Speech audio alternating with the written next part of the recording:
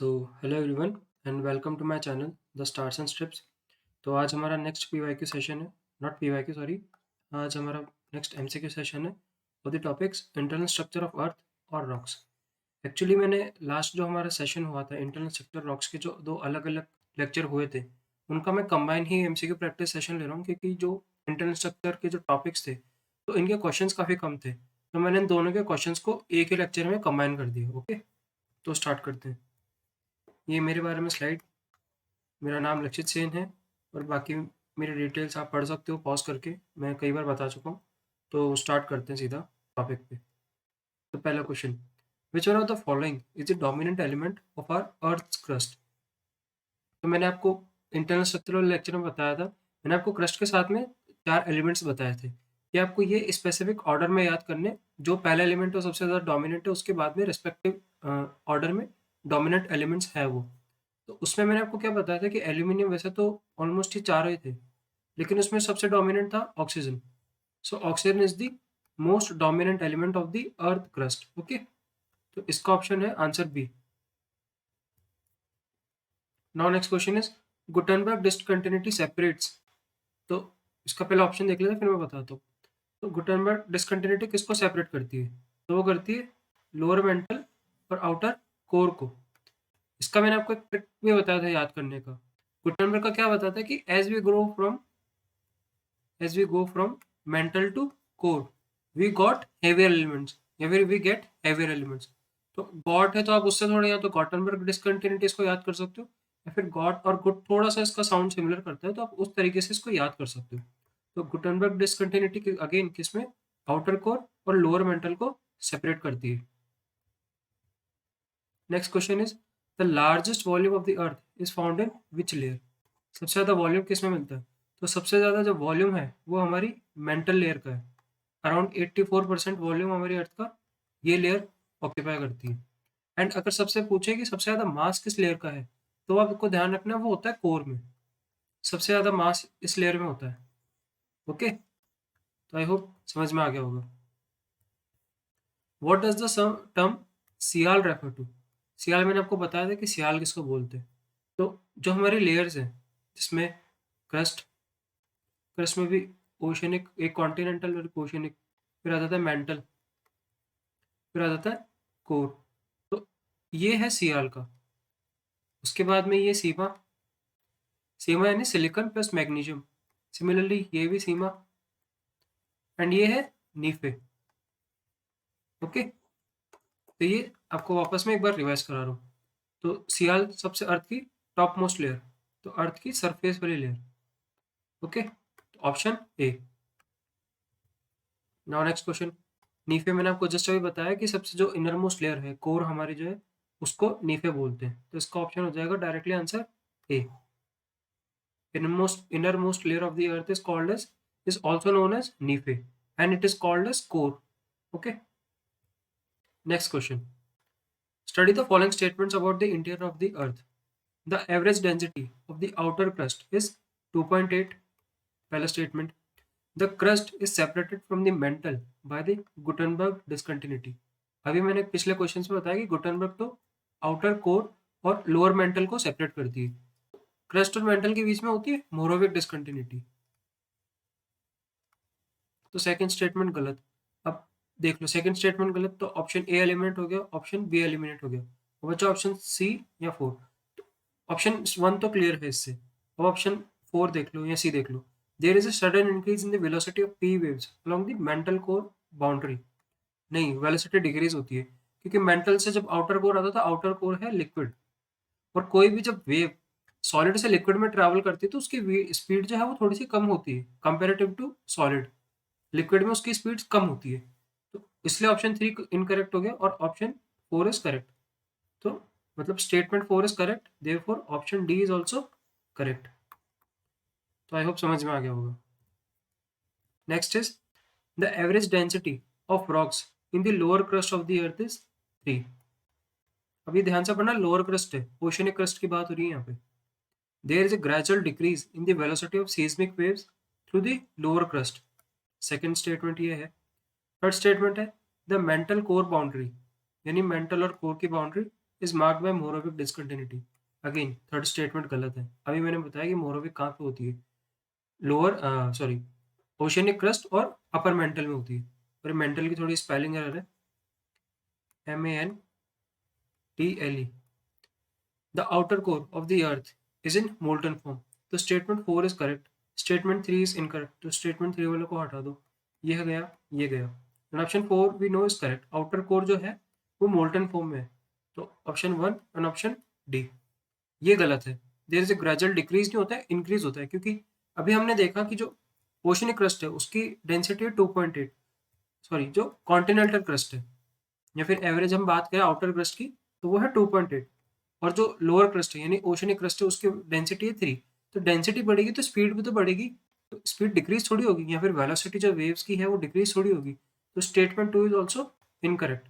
Therefore option D is correct which says statement 1 and statement 4 are correct. Match the following, इस type के questions आ सकते हैं। Okay, तो सियाल अभी हमने बताया कि सबसे अपर मोस्ट लेयर, तो upper most layer of the earth sima, sima कब कौन सी होती है, मेंटल वाली, तो क्रस्ट और कोर के बीच वाली लेयर, तो ऑप्शन बी। फिर nife, nife is the core inner most layer and fossils is the remnants of dead plants. अब इसको मैच कर लो, ऑप्शन ए का है 3, तो ए का 3, बी का बी, सी का 4 एंड डी का 1। तो option A is correct in this. तो next question, which of the following is an indirect source to know about the earth's interior। Volcano तो हमारा डायरेक्ट सोर्स आता है, mining and drilling is also a direct source. These are direct sources of the direct sources to study the earth. अब indirect में हमारे पास आते हैं सीस्मिक वेव और मीटियोराइट्स। सीस्मिक वेव्स को तो हमने बहुत डिटेल में पढ़ा था, उसमें लेक्चर में हमने सीस्मिक वेव्स के टाइप्स देखे थे। एक होती है बॉडी वेव्स, एक होती है बॉडी वेव्स, एक होती है सरफेस वेव्स। बॉडी वेव्स में फर्दर दो टाइप होते हैं, एक प्राइमरी वेव्स एक सेकेंडरी वेव। सरफेस वेव्स में भी दो टाइप होते हैं, एक लव वेव्स और एक रैली वेव्स। ये अलग इसके ये लॉन्जिट्यूडनल होती है, सॉलिड लिक्विड मीडियम और गैस तीनों मीडियम में ट्रैवल कर लेती है। ये सिर्फ सॉलिड में ट्रैवल करती है, ट्रांसवर्सल होती है, ये साइड टू साइड मूवमेंट कराती है, और ये ओशन की तरह ग्राउंड को रोल कराती है। ओके, तो ये क्विक रिविजन दे दिया मैंने। और मीटियोराइट्स का हमने पढ़ा था कि इनडायरेक्ट सोर्स है, क्योंकि जो हमारे अर्थ का जो ओरिजिन है वो सेम है। तो अगर मीटियोराइट्स हमारे अर्थ पे आएंगे और इनको हम स्टडी करेंगे तो हमको कुछ एक ओवरव्यू आइडिया लग सकता है कि हाँ हमारे अर्थ का कुछ इंटीरियर कुछ XYZ तरीके से हो सकता है। तो it is an indirect source, therefore option D is correct. Next choose the correct options. Corner discontinuity separates oceanic crust and continental crust. तो सही है क्या, हाँ ये सही है। Lyman discontinuity separates upper mental and lower mental। Again यहाँ पे स्पेलिंग एरर है, ये वाली स्पेलिंग होगी। तो लेमन कहाँ पर होती है, मैंने आपको बताया था, ट्रिक बताई थी, जहाँ ना पहुंच सके कोई मैन वो है लेमन। तो आउटर कोर और इनर कोर के बीच में होती है लेमन, तो ये गलत है। अब सीधा देख लो, ऑप्शन 2 गलत है, तो ये गलत, ये गलत। और option 3 repeated discontinuity lower mantle और अपर मेंटल, हाँ ये सही है। तो 1 and 3, option C is correct. Okay, next. Consider the following statements about primary waves. These are the fastest and the first to be recorded on the seismometer। तो हाँ, क्योंकि ये फास्टेस्ट होती है और ये सबसे पहले रिकॉर्ड होती है, इसलिए इनको प्राइमरी वेव्स बोलते हैं। तो ये स्टेटमेंट करेक्ट है। Second is love wave is a type of primary wave. तो क्या ये प्राइमरी वेव है, नहीं, ना तो ये प्राइमरी वेव है ना ही ये सेकेंडरी वेव है, ये एक तरीके की सरफेस वेव है। अभी मैंने आपको 2-3 स्लाइड पहले बताया कि love wave is a type of surface wave, they are longitudinal in nature. Primary waves, हाँ करेक्ट है। क्या इनकी फ्रीक्वेंसी हाई होती है, नहीं, इनकी वेवलेंथ लो होती है, और लेकिन इनकी जो फ्रीक्वेंसी है वो इनकी हाई होती है। क्योंकि फ्रीक्वेंसी हाई है तो वेवलेंथ ऑटोमेटिकली लो हो जाएगी। ओके, फ्रीक्वेंसी इनकी लो होती है और इनका जो डिस्ट्रक्शन होता है वो भी कम मचाती है कंपेरेटिव टू सरफेस वेव्स। तो इसका सही ऑप्शन होगा 1 एंड 3। तो 1 and 3 only, option C is correct option. Next, अब हमको देखना है बॉडी वेव्स के बारे में। तो बॉडी वेव्स में प्राइमरी जो हमने पिछले क्वेश्चन में पढ़ी और सेकेंडरी दोनों आ गई। Okay, these are the fastest and first to be recorded. हाँ, क्योंकि बॉडी वेव्स में प्राइमरी आती है तो वो सबसे पहले वो आती है। ये फर्दर दो टाइप्स की होती है, प्राइमरी और सेकेंडरी। अभी मैंने बताया फ्रीक्वेंसी कम होती है, नहीं फ्रीक्वेंसी इनकी हाई होती है। तो 1 and 2 is correct, therefore option A is correct option. अगर आपको ये भी नहीं पता तो आप वैसे ही लगा लो, ऑप्शन 3 गलत है तो 3 गलत, 3 गलत, और ये भी हटा दो। Okay, next, what is the shadow zone? Shadow zone मैंने आपको बताया था कि जब सेकेंडरी वेव और प्राइमरी वेव अपने ओरिजिन पॉइंट से स्टार्ट हुई तो वो बीच में कुछ एरिया ऐसा आया था जहाँ पे डिटेक्ट नहीं हुई थी। एक प्राइमरी का एक स्पेसिफिक एरिया था जहाँ पे वो दोनों वेव्स, जहाँ पे प्राइमरी वेव्स डिटेक्ट नहीं हुई थी, वो क्या था, 105 से 145। और सेकेंडरी वेव का एक अलग से था जो कि 105 डिग्री था दोनों से। ये जो जोन है जहाँ पे वेव्स कोई भी डिटेक्ट नहीं होती, वो होता है शैडो जोन। ओके, तो शैडो जोन क्या होता है? It is a zone where the waves are not received. So option C is correct option. The zone where both S and P waves are not recorded. अब अभी मैंने आपको बताया कि P का तो होता है 105 डिग्री से 145 और S waves का होता है 105 से 145, सॉरी 105 डिग्री से लेके 105 डिग्री दोनों तरफ। अगर ये ओरिजिन है तो यहाँ से 105 और यहाँ से 105, एस वेव्स का इतना बड़ा होता है। लेकिन इसमें वो जोन जहाँ पे दोनों ही रिसीव नहीं होती है, एस वेव का तो बड़ा होता है लेकिन पी वेव्स का छोटा वाला होता है। तो हम जो दोनों का इंटरसेक्शन है वो कंसिडर करेंगे। तो दोनों का इंटरसेक्शन कहाँ होता है? ये वाला 105 और 145 के बीच में दोनों ही रिसीव नहीं होती है। तो option C is the correct option. Next question, which of the following statements about the igneous rocks are true? Igneous rocks crystalline in nature होती है, तो हाँ मैंने आपको बताया था कि क्रिस्टलाइन होती है क्योंकि एक्सट्रूसिव और इंट्रूसिव होती है। इनकी कूलिंग पीरियड, कौन सी रॉक कितनी जल्दी कूल होती है, उससे इनका क्रिस्टल का साइज डिपेंड करता है। तो ये क्रिस्टलाइन इन नेचर होती है। ये लेयर की होती है नहीं, क्योंकि डायरेक्ट मैग्मा से बनती है, तो मैग्मा की बनती है तो इसलिए इनमें कोई लेयर नहीं होती। तो statement 2 is incorrect. Do they contain metals? Yes, they contain metals. कल बताया, मैंने आपको बताया था। इनमें फॉसिल्स होते हैं क्या? नहीं, इनमें फॉसिल्स नहीं होते क्योंकि डायरेक्ट ये मैंने आपको बताया था डायरेक्ट मैग्मा से बनते हैं। एंड मैग्मा क्योंकि हॉट होता है तो उनसे जो फॉसिल्स होते हैं वो अगर होते भी हैं तो वो डिजॉल्व हो जाते हैं, वो डिजॉल्व हो जाते हैं, इसलिए इनमें कोई भी फॉसिल नहीं मिलता है। तो इसके सही ऑप्शन कौन से हुए? Option statement 1 and statement 3। Therefore the right answer is statement 1 and 3। और यहाँ पे थोड़ा टाइपिंग एरर है तो इनको आप कंसिडर मत करना। स्टेटमेंट 1 एंड 3 ये दोनों स्टेटमेंट सही है। In which direction does the motion of the ground happen due to love waves? Love waves की वजह से मोशन कैसे होता है? मैंने आपको अभी थोड़ी देर स्लाइड में मैंने बताया कि साइड बाय साइड मोशन होता है। ये साइड बाय साइड मोशन होता है। मान लो अगर यहाँ पे जो एनर्जी है वो इस डायरेक्शन में प्रोपोगेट हो रही है तो उसका मोशन कैसे होगा? साइड बाय साइड परपेंडिकुलर है लेकिन ये हॉरिजॉन्टल है, लेफ्ट राइट इस डायरेक्शन में इनका मोशन होगा। ओके, ग्राउंड का मतलब।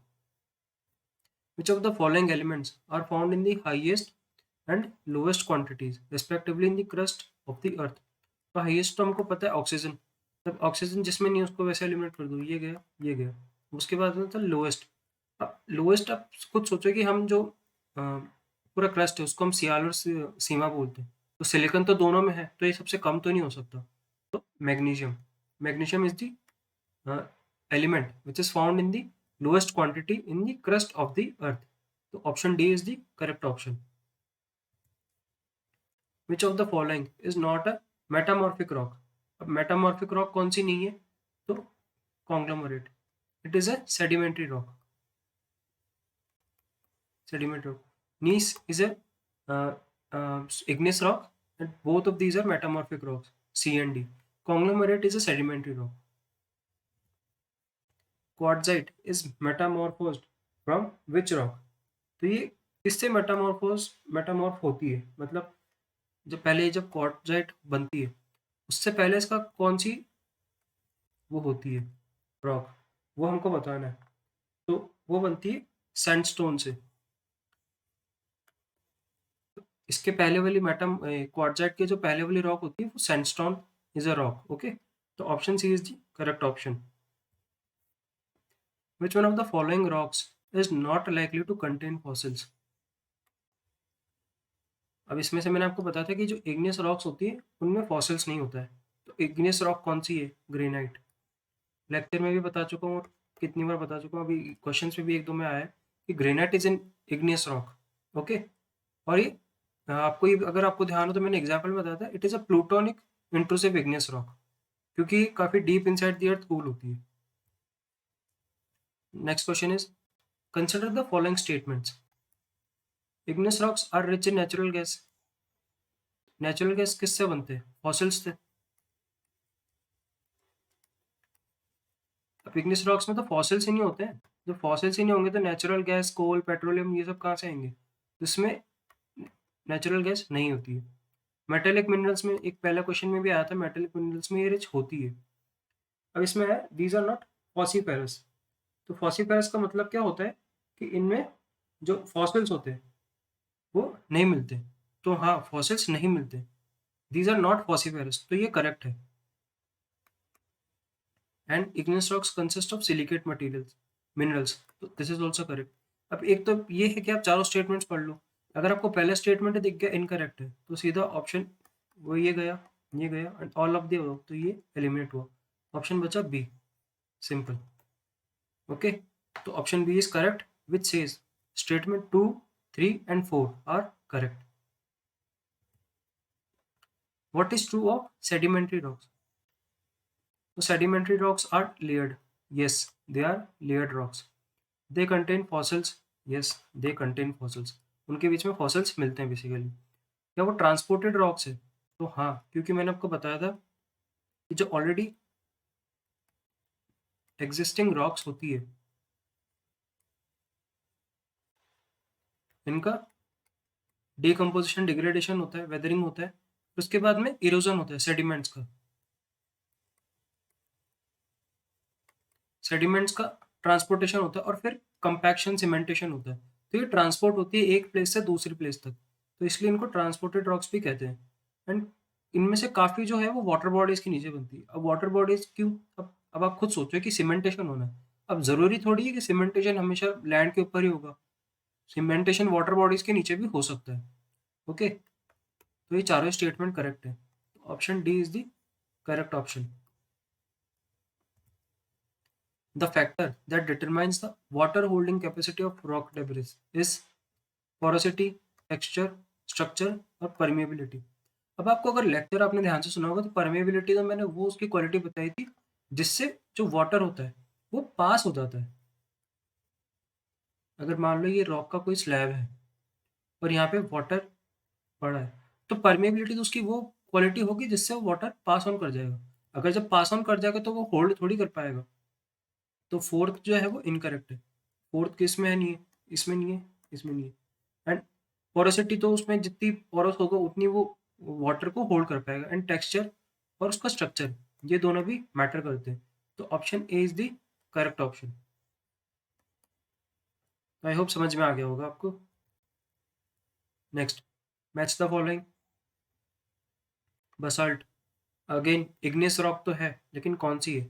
अब इसको आप ऐसे ध्यान रख लो कि ग्रेनाइट आपको ध्यान है, मैंने आपको कितनी बार बता दी, it is an intrusive igneous rock. तो पहले इसको कनेक्ट कर दो। It is an intrusive igneous rock. Basalt भी इग्नियस रॉक है। तो एक्सक्लूसिव, क्योंकि और अपने पास ऑप्शन ही नहीं इग्नियस का, एक्सक्लूसिव है तो इसको इससे कनेक्ट कर दो। सैंडस्टोन मैंने अभी आपको बताया कि it is a sedimentary rock. And जो मार्बल है it is a metamorphic rock. Okay, तो इसका सही ऑप्शन है ऑप्शन बी। एक मिनट देख लो, फर्स्ट का थर्ड, तो फर्स्ट का थर्ड इन तीनों में आ रहा है, फिर बी का फर्स्ट तो इसमें आ रहा है, देन सी का डी इसमें, एंड डी का टू। तो option B is correct. Okay,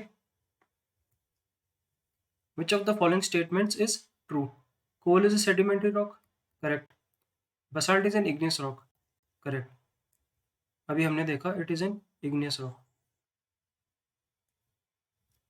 तो which of the following are correct, तो बोथ 1 एंड 2। तो ये जो क्वेश्चन अब मैं आपको करा रहा हूँ, तो इससे शायद आपको पैटर्न समझ में आ रहा होगा, क्योंकि रॉक्स का जो टॉपिक है उसमें मोर और लेस इसी टाइप के क्वेश्चन आने वाले हैं।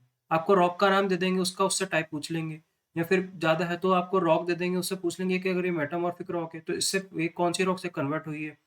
Metamorphic rocks, sedimentary rocks, igneous rocks, इनकी प्रॉपर्टीज पूछ लेंगे।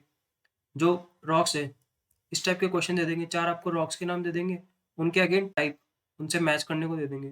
तो मेन आपको वो ये जो मैंने आपको एग्ज़ाम्पल्स दिए थे ना, वो आपको याद करने हैं, क्योंकि रॉक्स और उनके जो टाइप्स हैं, मतलब उनके जो एग्ज़ाम्पल्स हैं, वो इम्पोर्टेंट है, ओके? और ये जब आप क्वेश्चन कर रहे हो इतने सारे, तो आपको उससे भी समझ में आ रहा होगा। Next question, again assertion reason वाला। Granite has a large crystals then basalt. ये करेक्ट है। करेक्ट क्यों है? क्योंकि मैंने आपको बताया granite is a plutonic intrusive igneous rock. अब प्लूटोनिक भी है और इंट्रूसिव भी है, तो उसके जो क्रिस्टल्स होते हैं वो बड़े होते हैं। वहीं पे basalt is an extrusive igneous rock. Extrusive igneous rock, तो इसके क्रिस्टल्स जो हैं वो छोटे होते हैं ग्रेनाइट से। Second, basalt has a larger content of metallic minerals. तो हाँ, ये भी करेक्ट है। तो इसका क्या है, लेकिन ये दोनों सही तो हैं, लेकिन इसका कोई ये रीज़न थोड़ी है कि मेटेलिक मिनरल्स है तो इस वजह से इसका जो क्रिस्टल है वो छोटे होते हैं, तो नहीं। तो इसका क्या है, both the statements are correct, लेकिन R is not the correct explanation of A. इसका करेक्ट एक्सप्लेनेशन क्या है, वही इंट्रूसिव इग्निस वाला, इंट्रूसिव और एक्सट्रूसिव वाला, कि कौन बाहर सॉलिडिफाई होता है और कौन सी रॉक अंदर अर्थ के इंटीरियर में सॉलिडिफाई होती है, ओके। तो आज के लिए इतना ही। आई होप जो मैंने आपको नंबर ऑफ क्वेश्चंस करा है और जो टाइप ऑफ क्वेश्चंस करा है वो आपको समझ में आए होंगे, एंड उससे आपको एक पैटर्न पता लगा होगा। जो इंटरनल स्ट्रक्चर है, इंटरनल स्ट्रक्चर ऑफ द अर्थ वाला जो टॉपिक है, उस टाइप से किस टाइप के क्वेश्चन, मतलब इस टॉपिक में से किस टाइप के क्वेश्चंस बन सकते हैं और कौन से किस टाइप के क्वेश्चन आते हैं। एक बार आप प्रीवियस ईयर भी देखोगे तो आपको उससे आइडिया लग जाएगा। एंड मोर और लेस देखो, कोई भी टॉपिक होता है तो उससे 2-4 टाइप के क्वेश्चन ही बन पाते हैं। एंड रॉक्स का मैंने आपको बताया, आपको रॉक्स के एग्जाम्पल्स बाय हार्ट आपको याद होनी चाहिए।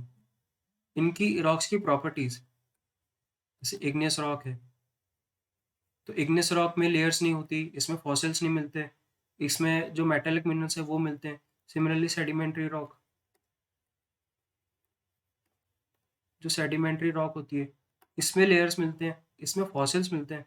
तो इस टाइप की जो इनकी प्रॉपर्टीज है ना, वो आपको याद होनी चाहिए, प्रॉपर्टीज और रॉक्स। तो बस इसी टाइप के क्वेश्चन आपके बनने वाले हैं। अगर आप पीवाईक्यू पे देखोगे ना, तो मोर और लेस इसी टाइप के आपको क्वेश्चंस मिलेंगे। तो आज के लिए इतना ही। Thanks for watching, and again, video सही लगा हो, अच्छा लगा हो, then please like, share and subscribe. So thank you so much.